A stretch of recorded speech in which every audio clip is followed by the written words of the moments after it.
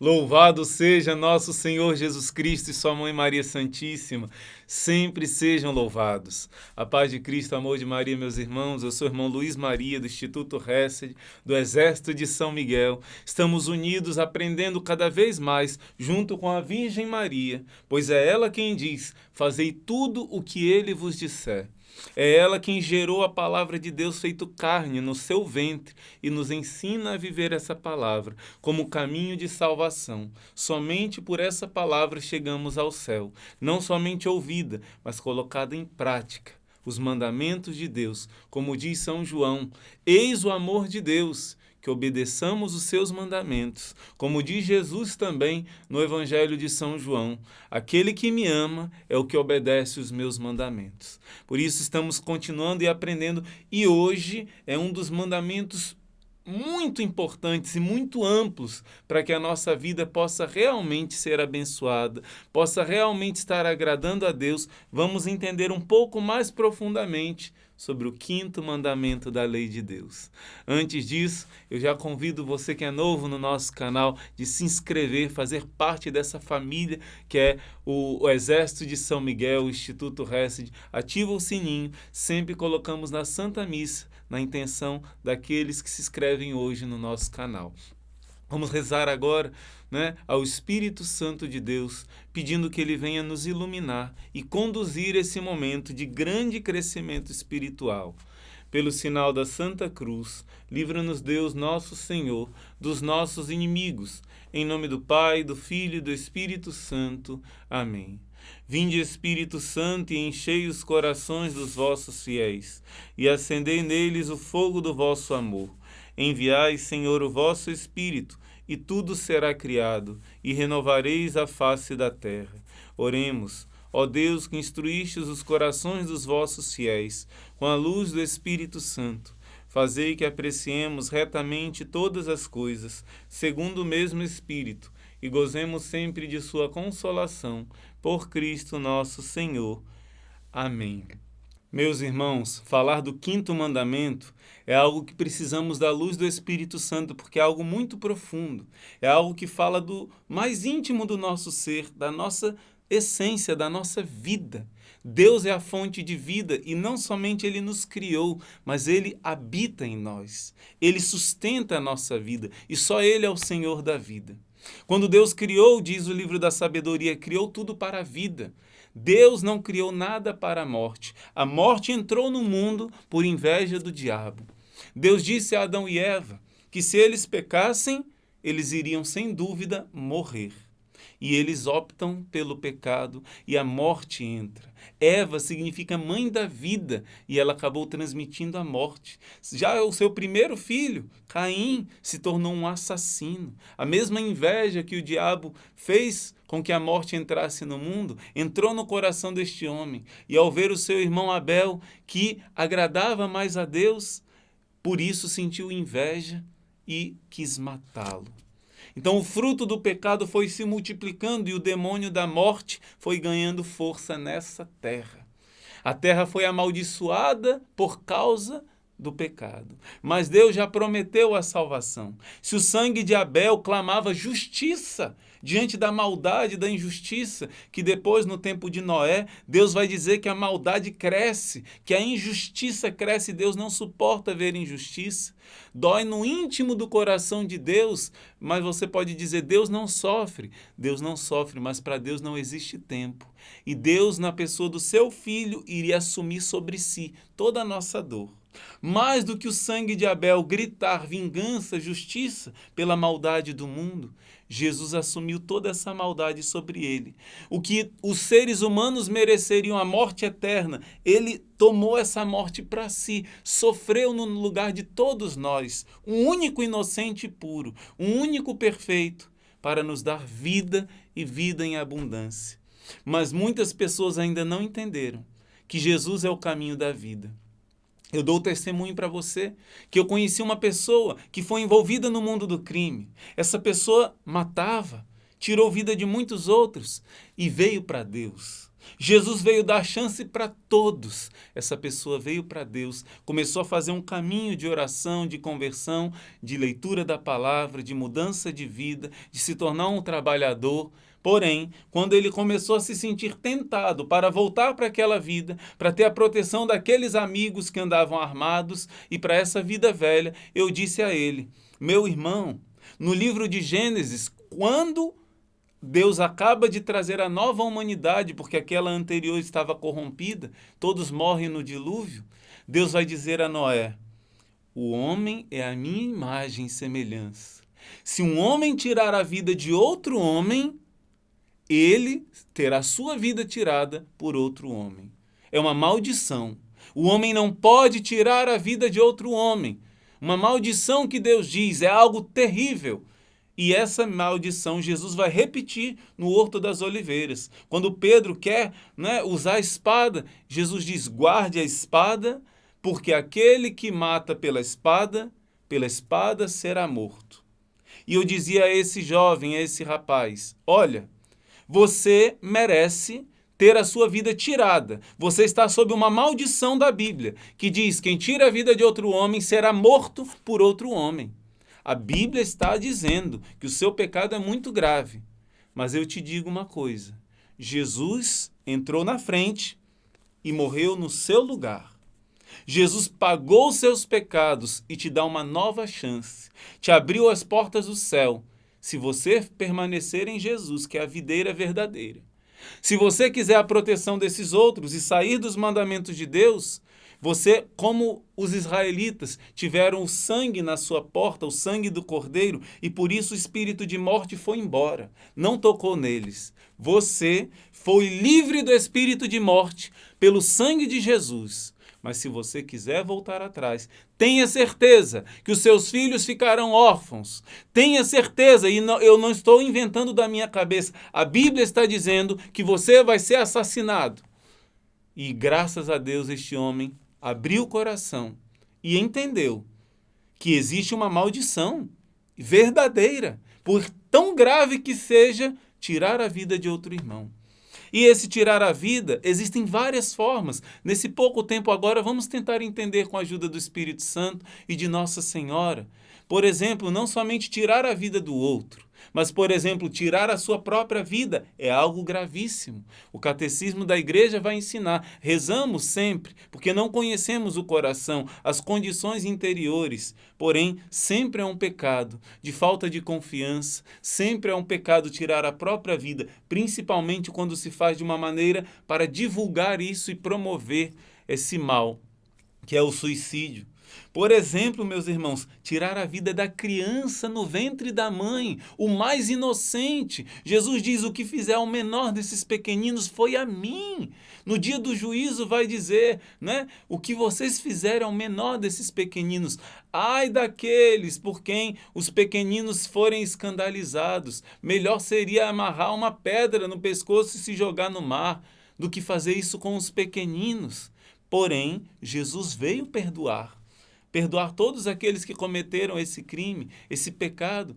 Porém, meus irmãos, a experiência da Glória Polo, se você não viu, procure ver esse testemunho desta mulher muito forte, que teve uma experiência de morte e julgamento diante do trono de Deus, diante dos 10 mandamentos. Ela vai dizer que quando acontece esse pecado de tirar a vida da criancinha no ventre da sua mãe, Lúcifer pega o sangue dessa criança, de uma maneira simbólica, claro, e ele vai no inferno e ele pode liberar demônios terríveis. Assim como existem os serafins, os querubins e os tronos, são anjos grandiosos que só ficam lá no céu. Também existem desses anjos que caíram, quando houve a prova dos anjos, os maiores que estão lá no inferno e só ficam lá no inferno. Porém, por causa desse crime, desse pecado, o demônio tem autorização de liberar esses terríveis demônios e neste século isso está acontecendo como nunca e eles vêm para a Terra principalmente agir na mente de governantes, de filósofos, para trazer um mundo corrompido, um mundo guiado por uma cultura de morte. Ela vai dizer também que cada um crime desse de tirar as criancinhas do ventre da mãe. Por ano são mais de 40 milhões. Mata mais do que a guerra, mata mais do que as doenças. Algo terrível, o tempo que nós estamos vivendo, precisamos fazer reparação. E ela diz também que cada vez que uma pessoa comete esse pecado, na sua área paroquial, os demônios são liberados para visitar aquele padre daquela região, aquele pároco, para fazê-lo cair em pecado. Claro que ele pode vencer, mas se torna um ataque terrível. Meus irmãos, por exemplo, cortar a si mesmo, ou se mutilar, ou mutilar partes do corpo, até mesmo cometer o pecado de fazer a vasectomia, de fazer a ligadura de trompas, é também uma mutilação do seu corpo, que a igreja condena. E se você cometeu esse pecado, a igreja recomenda desfazer, ou se não for possível desfazer, de você fazer uma reparação. Talvez ajudando creches, ajudando crianças, porque você negou no seu matrimônio a abertura à vida que você prometeu no momento do casamento. A igreja sempre foi contra a morte. Até mesmo nos casos que a igreja diz de legítima defesa, que não é pecado. Se alguém quer matar sua família e você, para se defender, precisou tirar a vida daquela pessoa, isso não é pecado. Mas se for realmente necessário, se for possível imobilizar a pessoa, ou de outro modo, não por vingança, mas conseguir impedir aquele mal sem tirar a vida do outro, é isso que a igreja dá preferência. Embora que se for um risco de morte, não é pecado. A legítima defesa não é pecado. Até mesmo um país que é invadido por outro país, é lícito se defender. Preservar a vida. Sempre o centro está na vida. Mas, além de todos esses pontos do pecado contra a vida de maneira física, existe algo muito mais profundo. Existe também, Jesus vai dizer em Mateus capítulo 5, versículo, de 21 a 26. Jesus vai aprofundar bastante. Anota bem isso daí, que nosso Senhor vai lhe ensinar agora. Quando Jesus fala, vocês ouviram dos antigos o mandamento. Eu não vim mudar o mandamento, eu vim cumpri-lo, tornar perfeita a sua interpretação. Vocês ouviram, não matar. Eu, porém, vos digo com a autoridade de Filho de Deus, do próprio Deus, Jesus vai dizer, aquele que matar vai ser preso, né? Ele vai dizer, se você somente sentir raiva do seu irmão e consentir nessa raiva, você vai prestar conta no julgamento, né? Primeiro degrau, sentir raiva, sentir não é pecado. São Paulo diz, irai-vos, mas não pequeis. A gente não escolhe sentir, mas consentir a gente escolhe, né? Primeiro, se você se irar com o seu irmão. Segunda, se você chamar o seu irmão de raca. A palavra raca é difícil de traduzir para o português ou para outra língua. Essa palavra significa não somente chamar de idiota, algumas bíblias traduzem, mas significa um desprezo da pessoa. Você ofender a pessoa. Então, os judeus manifestavam mais do que por palavras, esse raca, esse desprezo, manifestavam através de passar pela pessoa, fazer um rosto de desprezo e cuspir no chão perto da pessoa. Uma vez, quando eu fui em Israel ano passado, aconteceu isso. Eu estava num lugar, fomos comprar comida, né? Eu e uma família, eu, um outro irmão e uma família estávamos juntos, fomos comprar a comida e passou alguém perto de nós e ficou olhando com um olhar de raiva, de desprezo e cuspiu ali no chão perto de nós. Esse é o raca que Jesus fala. Se você despreza o seu irmão, se você zomba o seu irmão, se você ofende o seu irmão, Jesus vai dizer, mais do que prestar conta no juízo, você vai para o grande sinédrio. É uma prestação de conta mais séria. Se você ofende o seu irmão, está tudo anotado no livro da vida. Por isso Jesus diz, se reconcilia com seu irmão enquanto você está nessa terra, porque depois você vai prestar conta se você não fizer reparação das ofensas ao seu irmão. Desde zombarias, desprezos, né? Diminuir as pessoas, se achar melhor, tudo isso que com palavras ou gestos você ofende o seu irmão, está atingindo o quinto mandamento. Jesus está explicando. Existe ainda essa terceira palavra, que às vezes a Bíblia traduz por louco, chamar o seu irmão de louco. Existe também a tradução fátuo, né? É uma pessoa que, na verdade, essa palavra, o original que Jesus está querendo dizer aqui é quando você diz que aquela pessoa é um apóstata, é uma pessoa que deve ser afastada da comunidade, é uma pessoa desprezível, uma pessoa odiosa, é uma pessoa amaldiçoada.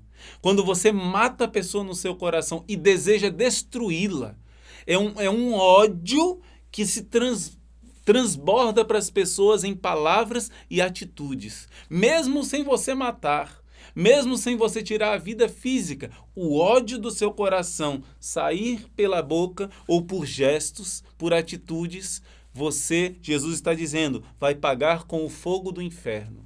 Então Jesus fala de 3 graus aqui, mesmo sem matar a pessoa, você mata. Você é um assassino, porque quem odeia o seu irmão é um assassino, diz a primeira carta de São João. Quem odeia o seu irmão é assassino. São João vai dizer também, como é que pode amar a Deus quem odeia o seu irmão? É mentiroso quem diz que ama a Deus e odeia o seu irmão. Irmão, eu amo todo mundo, mas existe uma pessoa que me fez mal e essa pessoa eu odeio. Se você tem ódio no coração, você tem lixo, você tem podridão, você tem um cadáver em decomposição dentro de você e fede. Se você tem ódio por alguém, você matou essa pessoa e existe um cadáver podre dentro de você. Você precisa clamar ao Senhor, que perdoou no alto da cruz todos os inimigos. Clamar ao Senhor para que você não seja filho das trevas, mas para que você tenha vida e vida em abundância. Se liberta de todo espírito de morte, porque isso é maldição para a sua vida, para a sua família. Esse 5º mandamento nós precisamos abraçar esse mandamento e nos libertar de todo o mal que ele nos envolve, todo o mal que a morte, que esse espírito de morte nos envolve. É o mandamento da vida, é um mandamento belíssimo. Jesus é o bom pastor, veio para que você tenha vida e vida em abundância. Por isso que Deus me ajude a não esquecer de nenhum ponto, né? Esse matar através da língua, eu te recomendo de ler a carta de São Tiago, capítulo 3. Vai dizer que a língua muitas vezes tem veneno de morte e que um homem que não peca pela língua é um homem perfeito.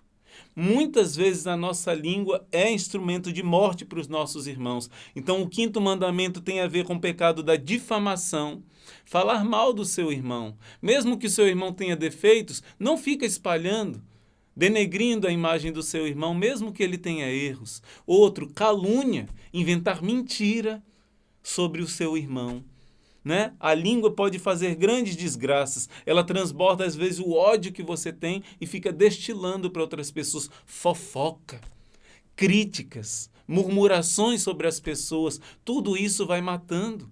Zombaria. Tem pessoas que têm traumas o resto da sua vida por causa de uma palavra de zombaria que você disse para ela. É tempo de reparar, é tempo de segurar a língua. A língua tem veneno de morte. Por isso pedimos no Senhor que ao tocar a nossa língua na Santa Eucaristia, cure essa doença que existe nas nossas línguas. São José e Nossa Senhora nos ajudam a ensinar o silêncio. Jesus, que era maltratado diante de Herodes, de Pilatos, dos sacerdotes, e ficava em silêncio. Quer curar o mal da nossa língua. Que mais? Espírito de vingança, meus irmãos. Isso é contra o 5º mandamento. Deus diz, a mim cabe fazer a justiça, a mim cabe a vingança, não a nós. Deus conhece o coração e vai julgar da maneira certa. Então, cuidado com esse espírito de justiça, que muitas vezes é vingança. Que mais? Às vezes, o duelo, que coloca em risco a vida de um e de outro. Alguns esportes, isso mesmo, esporte que coloca em risco a vida, não é de Deus.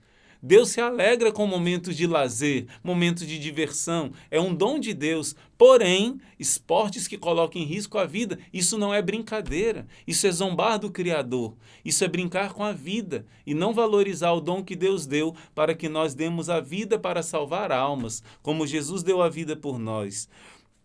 E tantos outros tipos de formas que nós podemos ofender alguém, né? trabalhar, por exemplo, se você não comete um pecado, mas você ajuda alguém a cometer um pecado que leva de tirar a criancinha do ventre, se você vota em alguém que é a favor dessa cultura de morte, a eutanásia, que é tirar a vida dos velhinhos, porque desligar os aparelhos, porque precisa gastar com alguém que seja mais saudável. Cuidado, meus irmãos, essa cultura de morte está se espalhando cada vez mais. E essa cultura de morte é o próprio inimigo que deseja reinar nessa terra. Esse tempo é um tempo difícil, mas porque pouco tempo lhe resta, ele está furioso. Jesus diz em João, capítulo 10, versículo 10, ele veio para roubar, matar e destruir. É isso que nós temos visto. E o homem tem se rendido a esse espírito de vingança, de ódio, de rancor, de ressentimento, esse espírito de morte. Mas Jesus completa dizendo, mas eu vim para que todos tenham vida, e vida em abundância, vida eterna. São João vai dizer, quem odeia o seu irmão não tem a vida eterna dentro de si, não tem Cristo dentro de si. Eu vim para que tenham vida, e vida em abundância, e eu dou a minha vida pelas minhas ovelhas. Se você está nessa luta contra o ressentimento, contra o ódio, contra esse pecado que consome a gente por dentro, Jesus quer te ajudar. Se você não consegue segurar a sua língua porque no seu coração esse mal está dominando, tomando conta, Jesus tem o poder para te libertar. Eu termino dizendo que eu conheci uma jovem e essa jovem começou a ter insônias, começou a ter ataques de tristeza, se sentir mal, não conseguir dormir, ansiedade. Aliás, eu conheci várias pessoas com esse caso e 2 delas em especial, muito parecidas. Eu fui cavar e eu descobri que essa pessoa, sem querer, eu disse, olha, reze ao seu pai do céu. Aí ela diz, ao meu pai, o seu pai do céu. Ela, sim, não o da terra, porque eu odeio o meu pai. Eu falei, você odeia o seu pai? Ele me fez mal, ele me tratou como uma prostituta, ele me ofendeu, ele é assim, ele é assim. Eu disse, já descobri porque a sua oração não está tendo resultado. Você primeiro deve clamar ao Senhor que tire o ódio do seu coração, não importa o mal que te fizeram. Não permita que esse mal te torne também o mal. Não permita que esse mal more dentro de você. Se alguém faz o mal, que esse mal fique nessa pessoa. E ainda mais, Jesus manda rezar pelos que nos fazem mal. Assim, você estará bem. Por isso, nós terminamos essa palavra dizendo, Jesus veio para que você tenha vida e vida em abundância. Eu sou o Deus da vida. Mateus 22, Ele é o Deus dos vivos, não dos mortos. Por isso, todos vivem para Ele, os que dizem sim à vida.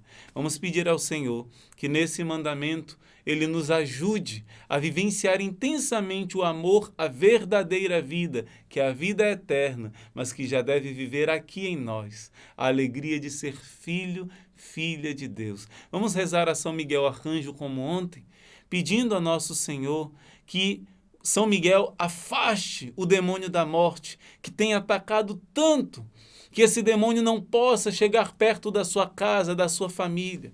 Nós invocamos agora o sangue do Cordeiro, muito mais do que no tempo de Moisés. Este sangue era colocado nas casas, nas batentes das entradas das casas, e ali o espírito de morte não podia tocar, porque o sangue do Cordeiro que representava Jesus estava ali marcando aquela casa.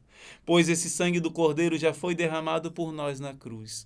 Nós pedimos agora, Senhor, que cada um dos teus filhos e filhas que está agora rezando conosco seja marcado por esse sangue do Cordeiro que aniquila todo espírito de morte. Principalmente no batismo e na confissão, nós somos lavados e libertos de todo espírito de morte. Suplicamos que o Senhor liberte cada um dos teus filhos e filhas de todo espírito de morte. Amém. Rezemos juntos. São Miguel Arcanjo, defendei-nos no combate, seja o nosso refúgio contra as maldades e as ciladas do demônio. Ordene-lhe Deus, instantemente o pedimos, Vós, príncipe da milícia celeste, pela virtude divina, precipitai ao inferno a Satanás e a todos os espíritos malignos que vagueiam no mundo para a perdição das almas. São Miguel, São Gabriel, São Rafael, Santo Anjo da nossa guarda, combatei e rogai por nós em nome do Pai, e do Filho e do Espírito Santo. Amém, Jesus. Deus seja louvado, meu irmão, minha irmã, por você estar acolhendo essa palavra de vida na sua vida. E eu te faço um convite, Cristo te faz um convite através de mim. Vamos defender a vida, vamos rezar em reparação pelos pecados contra a vida, vamos ser defensores da vida, vamos lutar contra essa cultura de morte com a oração, com as palavras e com as atitudes. Que Deus abençoe, guerreiro, guerreira. O próximo mandamento, por mais que você não perceba, tem uma grande ligação com esse mandamento de hoje. O 6º mandamento que veremos amanhã. Eu convido a você que não é inscrito no nosso canal de se inscrever, fazer parte dessa família, deixar o seu like, para que esse vídeo sobre a palavra de Deus e os mandamentos cheguem a muitos corações, compartilhar com seus irmãos e irmãs e coloque aqui no seu comentário o que você tem feito para lutar a favor da vida, para lutar contra a cultura de morte. Oração suficiente? Palavras, né? Compartilhamentos, ensinamentos, atitudes para defender a vida. Deus abençoe, guerreiro, guerreira, e até nosso próximo encontro, se Deus quiser.